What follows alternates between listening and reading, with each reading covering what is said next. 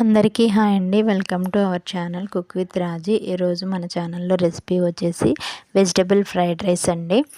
ముందుగా దీనికోసం నేను ఒక బౌల్లో రైస్ తీసుకున్నానండి. దాన్ని ఎంచక్కా క్లీన్ చేసుకునేసి రైస్ కుక్ చేసుకుని పక్కన పెట్టుకోండి. తర్వాత వెజిటబుల్స్ కావాలి కదండి.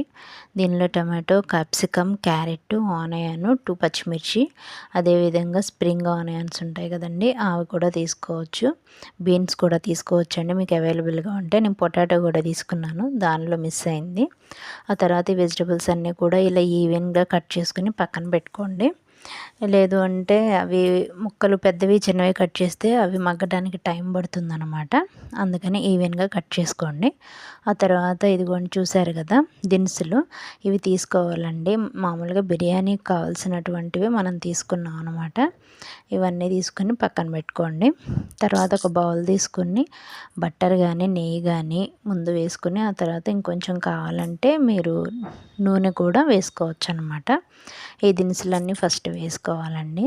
ఆ తర్వాత ఆనియన్స్, పచ్చిమిర్చి, తర్వాత పొటాటో, ఆ తర్వాత క్యారెట్ వేయాలండి.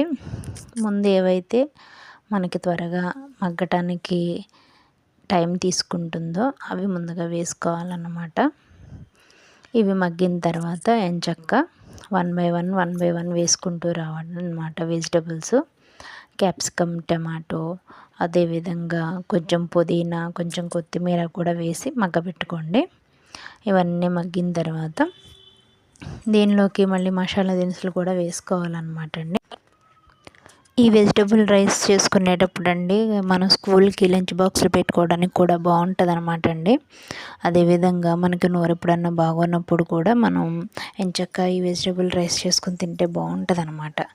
ఇప్పుడు ఇలా మగ్గిపోయిన తర్వాత ఏం చేయాలంటే అల్లం పేస్ట్ వేయాలండి. ఆ తర్వాత కొద్దిగా పసుపు, అదేవిధంగా కొంచెం కారం కూడా వేయాలన్నమాట. ఘాటు మంచిగా వస్తుందన్నమాట అండి.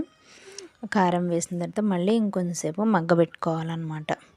ఈ పౌడర్లన్నీ కూడా వెజిటబుల్స్లోనే వేయండి, అప్పుడే రైస్కి పడతాయి అన్నమాట. రైస్లో వేస్తే బాగోదండి టేస్ట్ అనేది. సో వీటన్నిటిని కూడా మగ్గబెట్టేసుకోవాలి. అదేవిధంగా మీకు అవైలబుల్గా ఉంటే పచ్చి బఠానీ నేను దీనిలో వేసానండి. అదేవిధంగా స్వీట్ కార్న్ ఉంటాయి కదా, స్వీట్ కార్న్ కూడా వేసుకోవచ్చు. పచ్చివి అన్నమాట అండి, ఎండి స్వీట్స్ కార్న్ కాదు. ఆ స్వీట్ కార్న్స్ కూడా వేసుకుని మగ్గబెట్టుకోవాలి. ఇవన్నీ మగ్గిపోయిన తర్వాత చూస్తున్నారు కదా, ఈ రైస్ను ముందుగా మనం పక్కన పెట్టుకుని ఆరబెట్టుకోవాలండి. చల్లగా అయిపోయిన తర్వాత దీనిలో టేస్టింగ్ సాల్ట్ కొంచెం కలుపుకోవాలి. మీకు ఇష్టమైతే కావాలంటే వెజిటబుల్స్లో కూడా టేస్టింగ్ సాల్ట్ కొంచెం కలిపితే చాలా టేస్ట్ వస్తుందండి. ఆ తర్వాత ఇవంతా మగ్గిపోయిన తర్వాత ఈ రైస్ కూడా వేసి కలిపితే ఇదిగోండి, చూసారు కదా ఇలా టేస్టీ వెజిటబుల్ రైస్ రెడీ అయిపోద్ది. ఏం లేదండి, చాలా తేలికండి. మీరు కూడా ట్రై చేయండి. మీకు ఎలా వచ్చిందో నా కామెంట్ సెక్షన్లో తెలియచేయండి. అదేవిధంగా ఫ్రైడ్ రైస్ చేసుకున్న తర్వాత రైతా కావాలి కదండి, కంపల్సరీ ఎంచక్కా చేసుకుని ఇలా ప్లేట్లోకి సర్వ్ చేసుకుని తింటే చాలా బాగుంటుందండి. మీకు కానీ వీడియో నచ్చినట్లయితే లైక్ చేయండి, షేర్ చేయండి, సబ్స్క్రైబ్ చేయండి. థ్యాంక్ యూ అండి. ఇంకెందుకు లేటు, మీరు కూడా ట్రై చేయండి. Bye bye.